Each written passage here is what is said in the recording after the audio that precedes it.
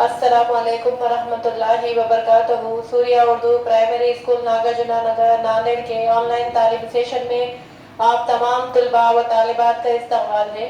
अव्वल जमात के प्यारे बच्चों, आज हम अपनी रियाजी की किताब से सबक सिफर मिलाना ये पढ़ेंगे और सवालात के जवाब हल करना सीखेंगे।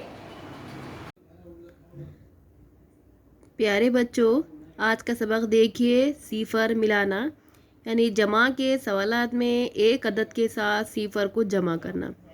जमा करते हुए अदद लिखो और मुनासिब तस्वीरें बनाओ। यहाँ पर एक प्लेट में 2 संतरे रखे हुए हैं और प्लेट में संतरों की तस्वीर है। जमा, दूसरी प्लेट खाली है और उसके नीचे सिफर लिखा हुआ है। तो सिफर का मतलब होता है कुछ भी ना होना। तो 2 संतरों में सिफर संतरे मिलाने के बाद कितने होंगे? 2 ही होंगे। अब दूसरा सवाल देखिए नीचे। एक प्लेट में 3 संतरे हैं, उसके नीचे चौकोन में 3 लिखा हुआ है जमा, और ये प्लेट खाली है, उसके नीचे सिफर लिखा हुआ है। तो ये प्लेट में सिफर संतरे हैं।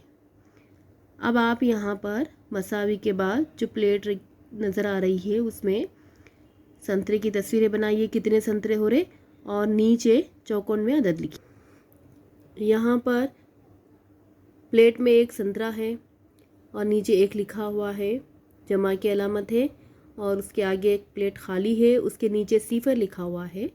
तो 1 संतरे में सिफर मिलाना है तो कितने होंगे? 1 ही होगा, सिफर यानी कुछ भी नहीं। तो यहाँ पर प्लेट में कितने संतरे हो रहे उतनी तस्वीर बनाइए, यानी कि 1 तस्वीर बनाइए और नीचे 1 लिखिए। उसके बाद की तस्वीर देखिए। प्लेट में 5 संतरे हैं और नीचे 5 लिखा हुआ है, जमा की अलामत है। दूसरी प्लेट है, दूसरी प्लेट खाली है, तो नीचे क्या लिखेंगे? उसके हम सिफर लिखेंगे।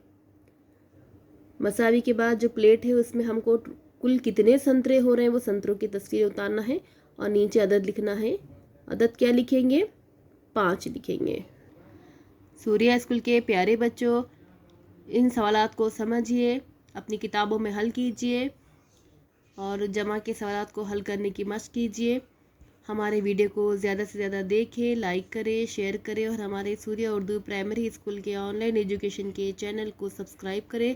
अगली वीडियो में फिर मिलेंगे। अल्लाह हाफिज़।